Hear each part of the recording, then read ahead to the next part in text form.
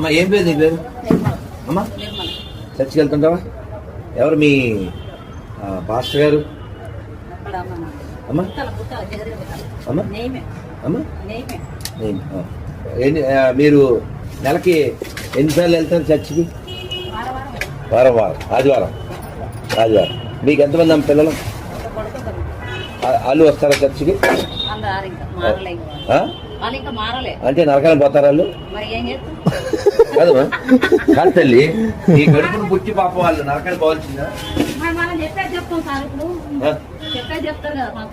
అవునమ్మా, ఇప్పుడు చెప్పడమే నా ధర్మం, వినకపోతే వాళ్ళ కర్మం. ఇప్పుడైతే యేసు నమ్మకపోతే నరకం అంటావా?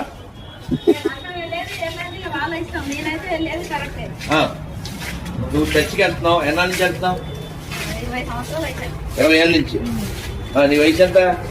40 అంటే 50 60. అయితే 20 ఏళ్ళ నుంచి వెళ్తున్నావు. అంతకుముందు గుడికి వెళ్ళేదానివి. ఇప్పుడు గుడికి వెళ్ళే వాళ్ళు, మసీద్కి వెళ్ళే వాళ్ళంతా నరకానికి వెళ్తారా?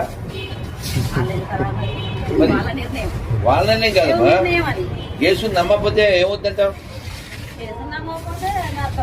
అంతేనా? మరి ఇప్పుడు మసీద్లోకి వెళ్ళే వాళ్ళందరూ కాదు. ఇప్పుడు మేము వెళ్ళాం చర్చికి, అంట్లు కాలుతూ తోముకోలేదు అంతా పోసే చెప్పారు. మేము వెళ్ళాం, మీ నాన్న వెళ్ళాడా చర్చికి? నువ్వు బాప్టిజం ఎప్పుడు తీసుకున్నావు? 2019. మొన్నగా 19 అంటే 5-6 ఏళ్ళు అంతే. మరి అంతకుముందు చర్చికి వెళ్ళలేదు కానీ బాప్టిజం తీసుకోలే. అంటే బాప్టిజం తీసుకోకపోతే ఇంక అంత నరకమే. ఇప్పుడు మరి గాంధీ తాత బాప్టిజం తీసుకోలేదు, అంబేద్కర్ తీసుకోలేదు, సుభాష్ చంద్రబోస్ తీసుకోలేదు, నా తాత తీసుకోలేదు. నిర్ణయం కాదు, పర్లేదంటావా?